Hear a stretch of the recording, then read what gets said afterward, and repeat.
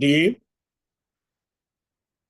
prepared to make presentation to us today are two important personnel. One is the most important, it's our speaker. One of the most important of the two speakers is our main speaker, Mr. Johnson Solomon, who happens to be a senior human resource business partner of Sonnex Packaging Nigeria Limited. He has had multiple experience across aviation, across banking, across corporate services, and various roles as business manager, as resource consultant, transaction officer, as talent acquisition and organizational development head, and currently senior human resource business partner with Sonnex Packaging Nigeria. Let's welcome Mr. Solomon Johnson. Good morning to you, sir. Good morning. Good morning. Good morning to the Thank you. All right. Before we go ahead with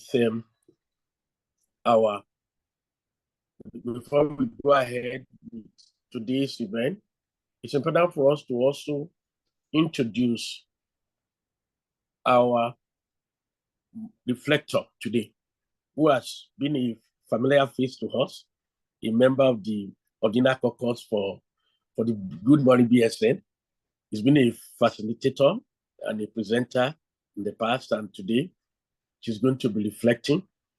She's a founder and managing consultant of Culture Keepers Consulting Limited, a renowned individual who is extremely versatile, and who will be sharing with us a reflection on the topic of today, which is change leadership in a VUCA business environment.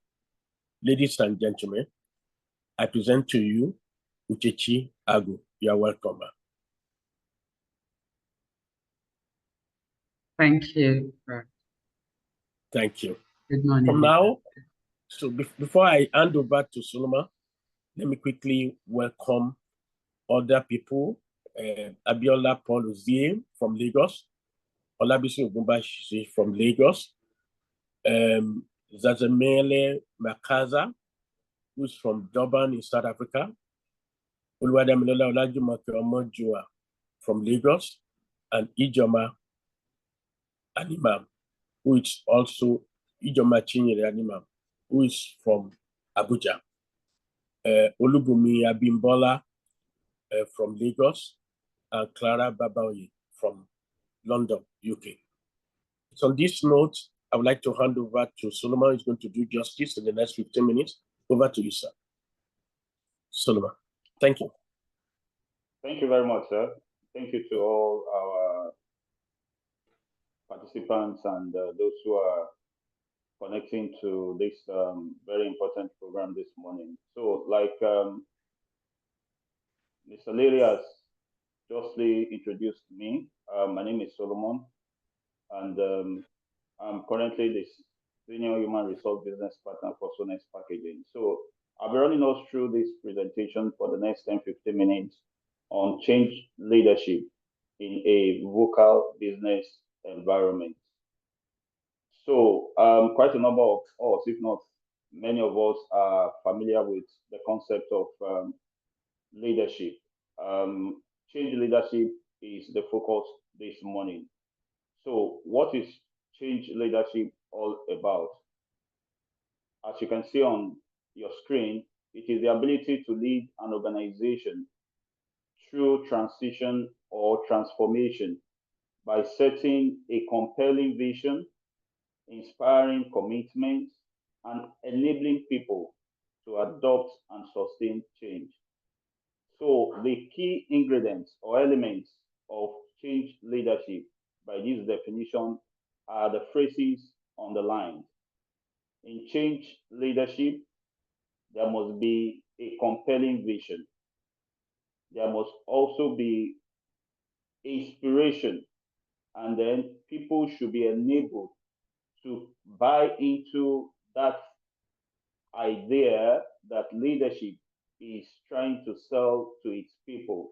In this context, in any typical organization, people should be able to feel they are part of that change management process.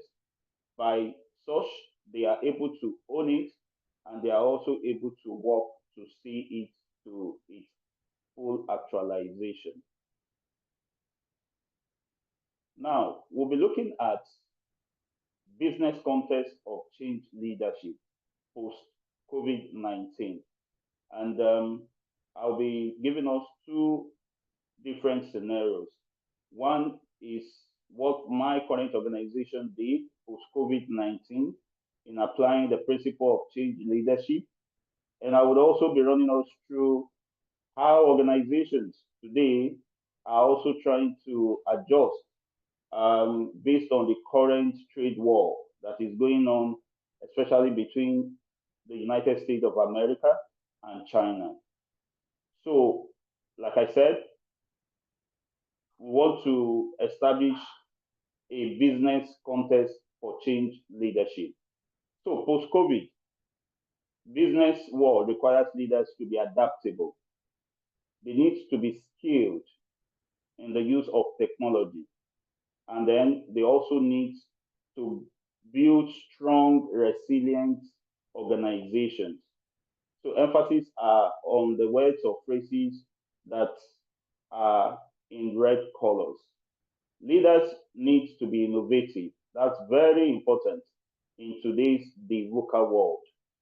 They also need to be forward thinking. Leaders in every space of human endeavors, which also includes the corporate world, needs to know how to react to the ongoing disruptions that are currently being experienced in the world. And as a result, they want to ensure that their business is sustainable into the future. Now, like I said a while ago, I would like to quickly give us the case study of Sonnex Packaging Nigeria Limited, which is an organization where I currently work. Now, Sonnex Packaging Nigeria Limited is a subsidiary of a group in Nigeria known as Moinani Group.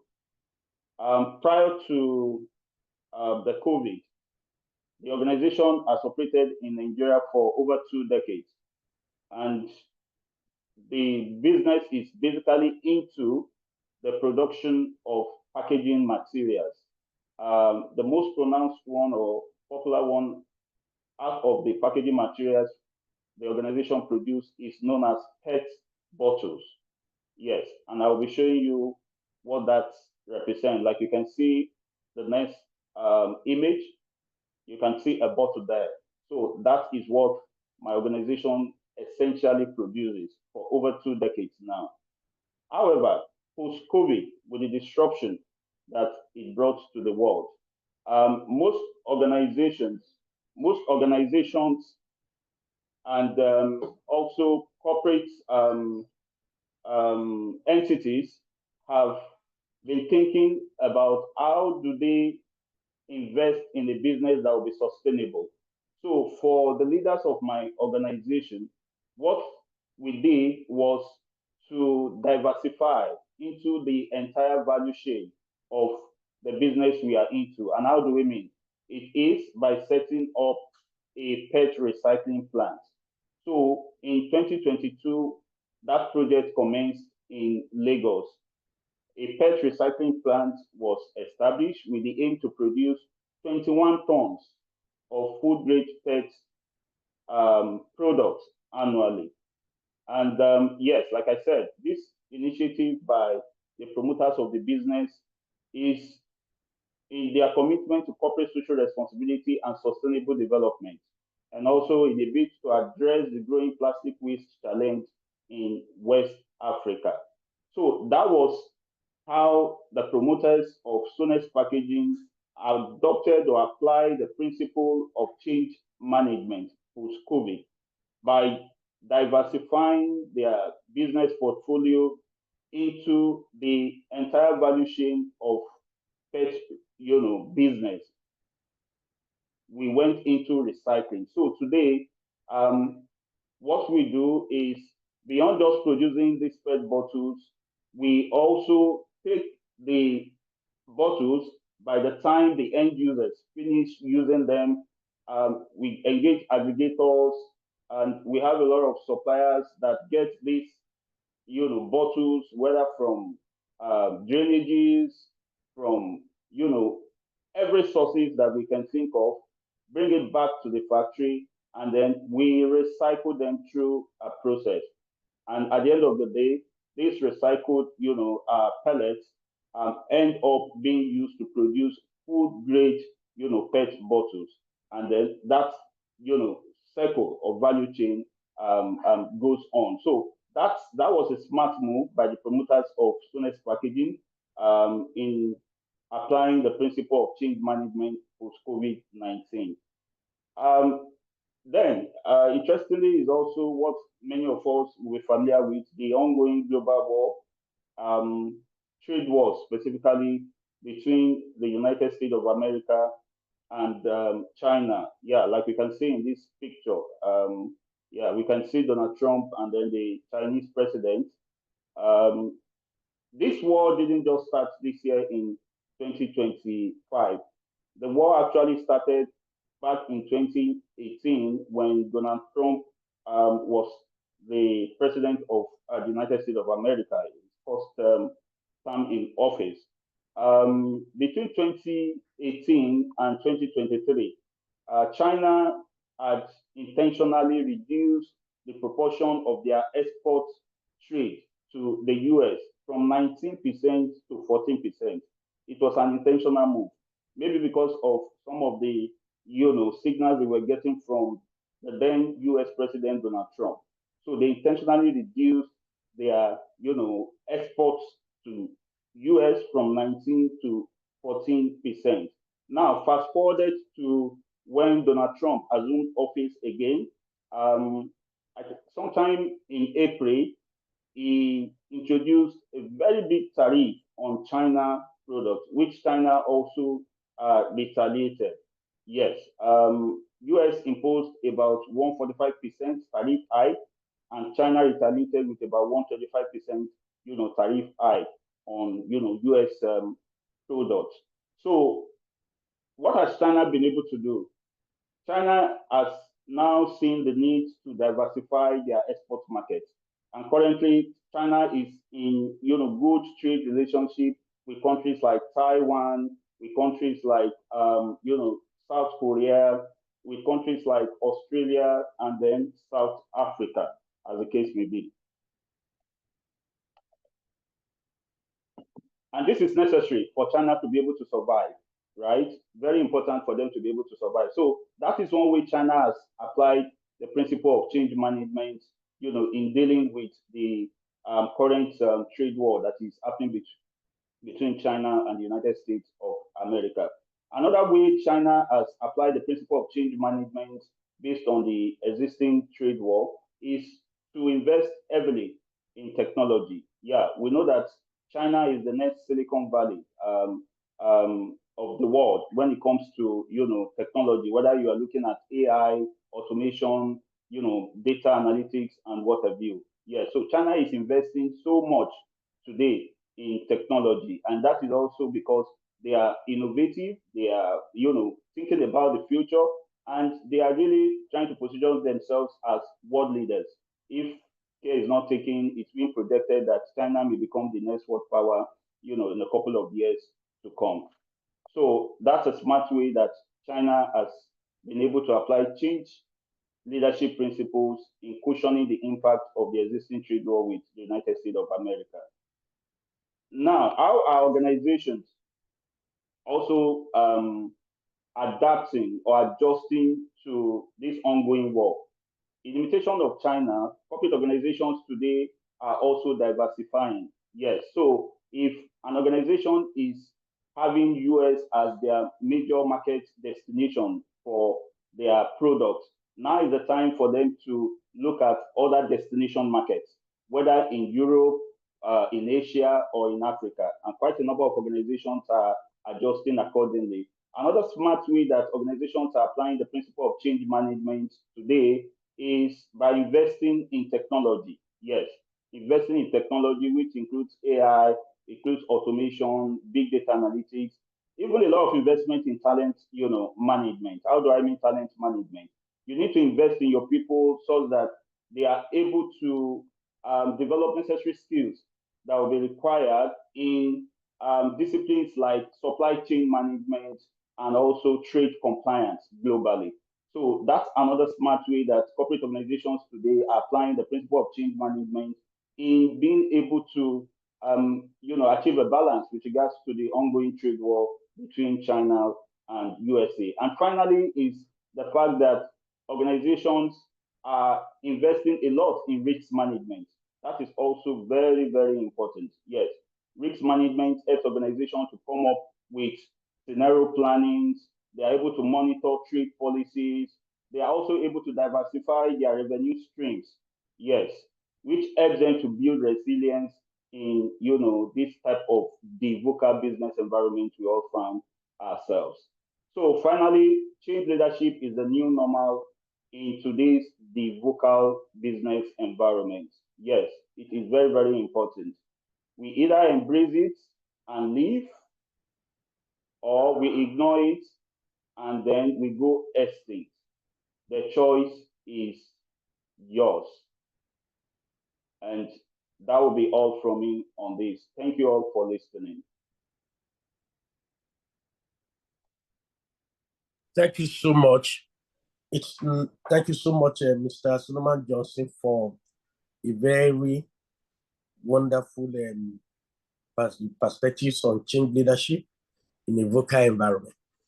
We will now call on a great banker, a former banker, a financial manager, a great speaker as well. I've listened to her a couple of times, who has had a tremendous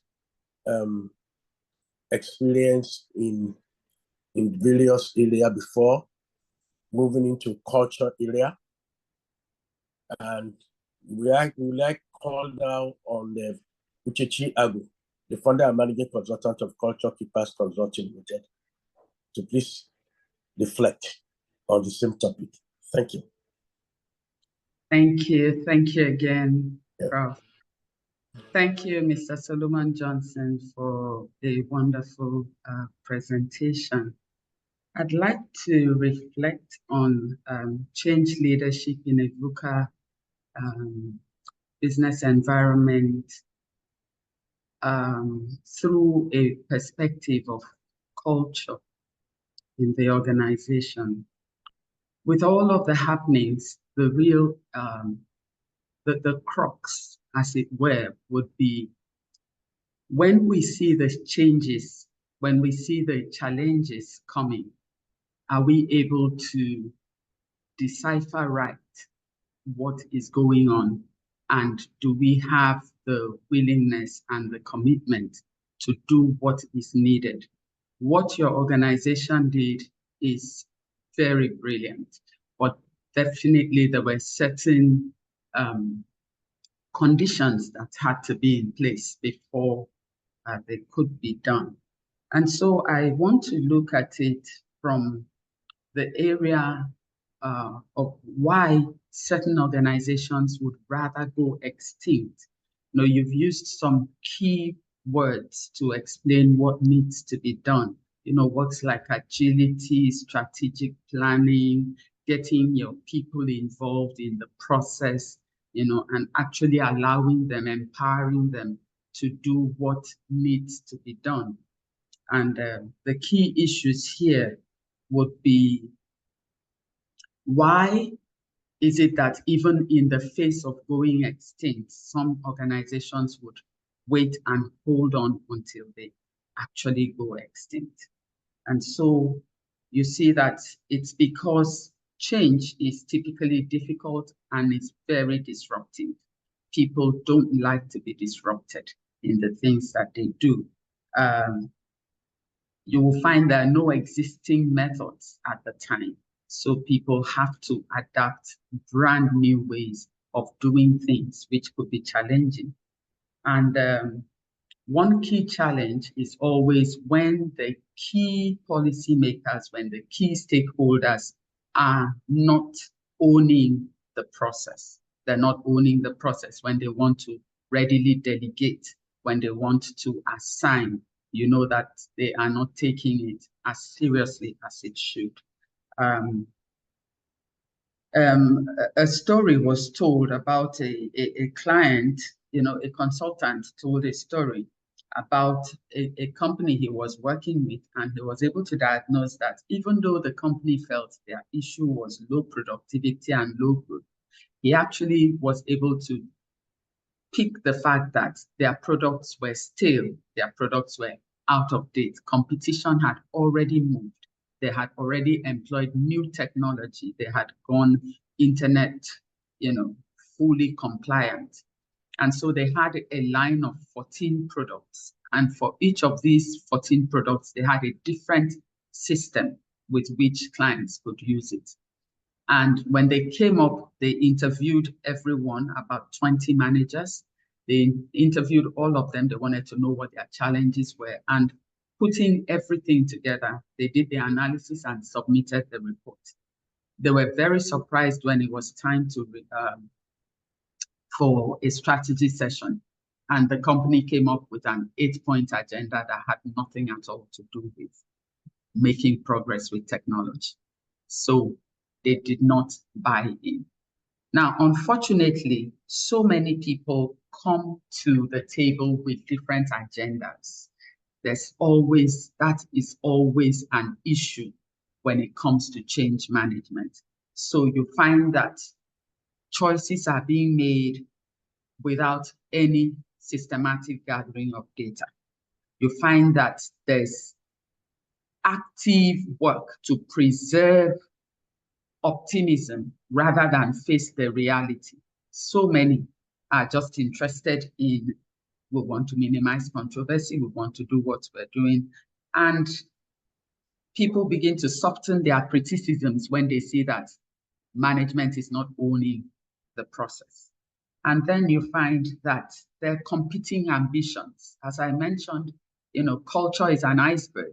People will come with different agendas and they will present it in different ways, many times frustrating the entire progress. So you see that people will come telling you that they have an axe to grind somewhere. There's a budget to manage.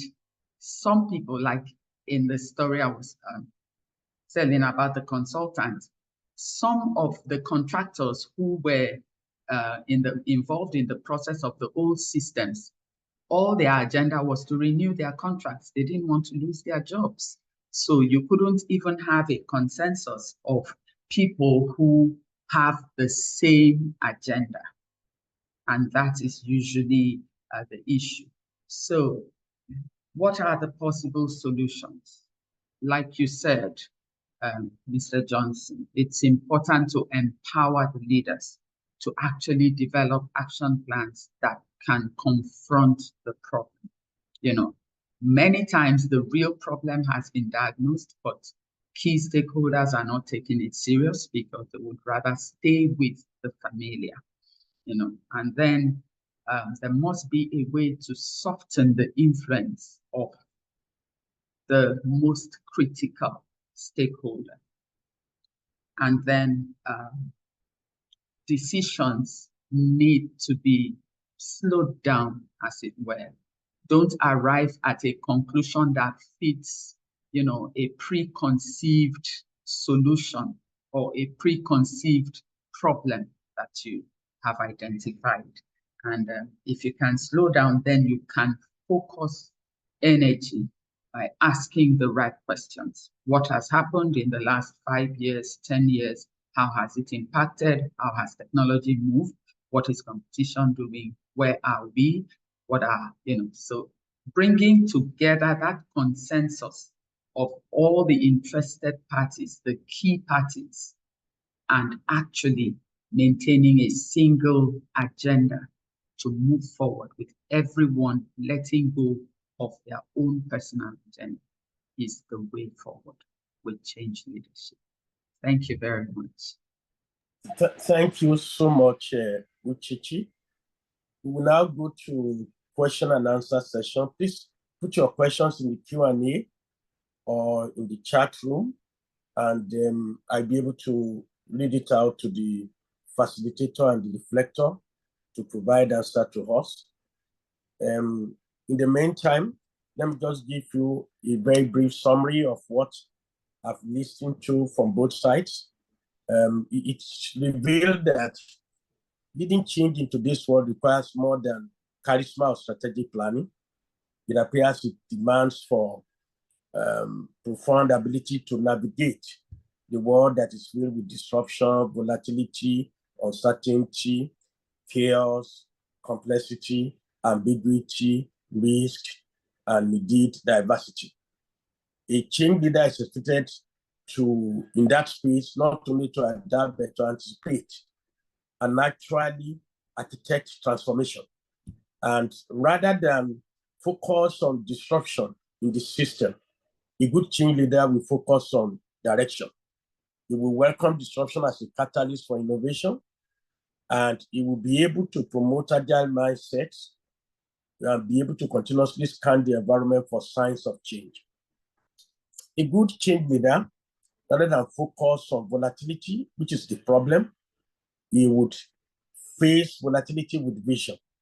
He will communicate a compelling why behind the change process itself.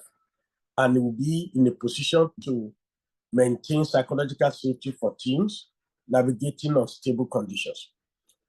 A good change leader, rather than fight uncertainty, will increase his own understanding by empowering teams with decision-making frameworks that favor experimentation over perfection. And he'll be able to, like Uchechi mentioned, must carry other people along. They must buy into it. And instead of looking at chaos and complexity, a change leader will focus on clarity by embracing systems leadership, think in terms of relationship, feedback loops, patterns, not isolated problems alone. A good change leader is not the one that is looking at ambiguity as a problem, but is actually responding. He becomes the compass, not a map. He offers value-based direction, not rigid instruction. He becomes flexible, and therefore is agile. So he fights ambiguity with agility. A good change leader is the one who fights risk with resilience by normalizing risk-taking, by celebrating courageous actions and learning from what works and what does not work. He reflects on them. A good change leader actually does not fight diversity. He embraces diversity. Because defining opinion itself, embracing the value of opinion foster inclusivity, where all voices are not just heard, but valued in decision making. It is believed, finally, that the difficult world change leadership is not just about controlling the chaos, it's about dancing with the chaos. It's about creating coherence where there's confusion. It's about offering hope. Leaders need to offer hope where there's hesitation. They need to design futures that are just, that are inclusive, that are human-centered. The leaders who thrive are those who lead with such great level of humility, like Solomon and Uchechi had mentioned. They lead with resilience, they lead with vision. They guide others not by title, but by trust. So let us manage our difficult world with difficult change leadership qualities. Ladies and gentlemen, I've summarized. And so let me see. The question I would like to ask is to say, based on all that we have learned today, how will Solomon, what are the top 3 things that you think today's managers in these current circumstances? You did mention the major changes in tariff, the war that has begun during the first term of Trump, which is now becoming more visible. And it's now affecting millions and billions of people all over the world. So what do you think are the top 3 things that the typical manager will need to do? What's the takeaway today? 3 major takeaways. Okay. Yeah. So for managers, 3 things as takeaways.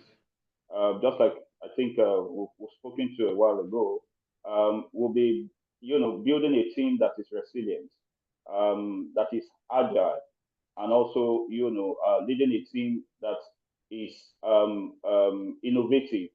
These 3 are very key: agility, resilience, and innovation. If any manager is able to have a team that characterizes these 3 key traits, it's easy to adapt to the type of environment we all find ourselves, where disruption has become the new normal. Thank you.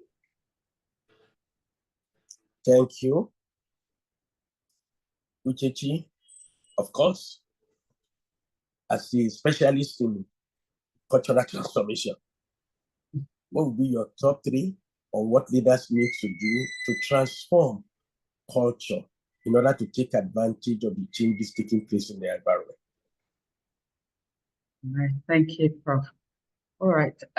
In the first place, I would say managers of today must realize that they are first and foremost collaborators and not just managers. They do not know it all, and they need to work with people who know what needs to be done. Secondly, they must create an environment where the culture is what they say it is, nothing hidden. Prof spoke about psychological safety.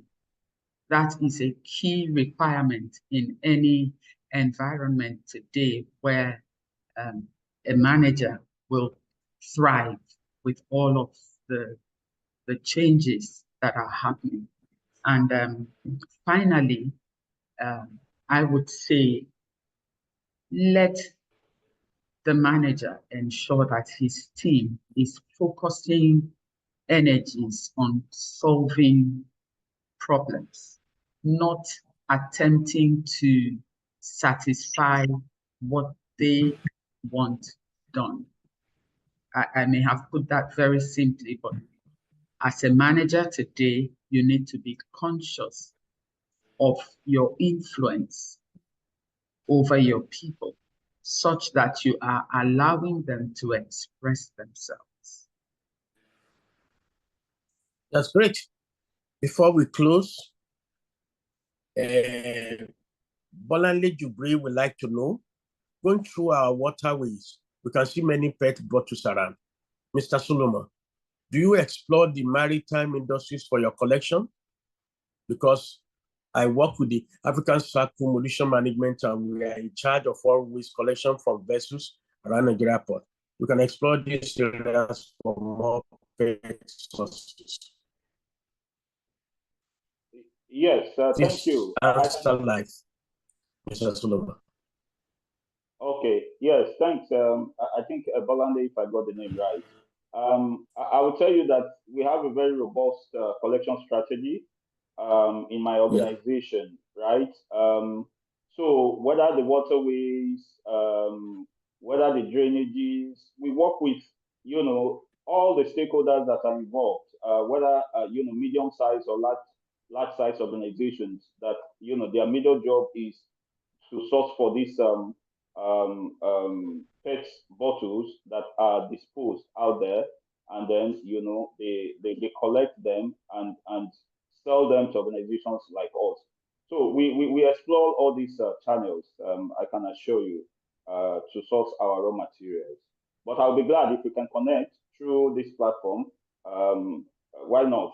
We could have conversations on how we can collaborate. Thanks.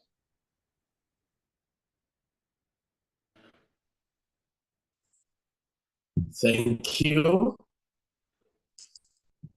On this note, we'd like to thank everybody for showing up today. We'd like to thank first and foremost Solomon Johnson for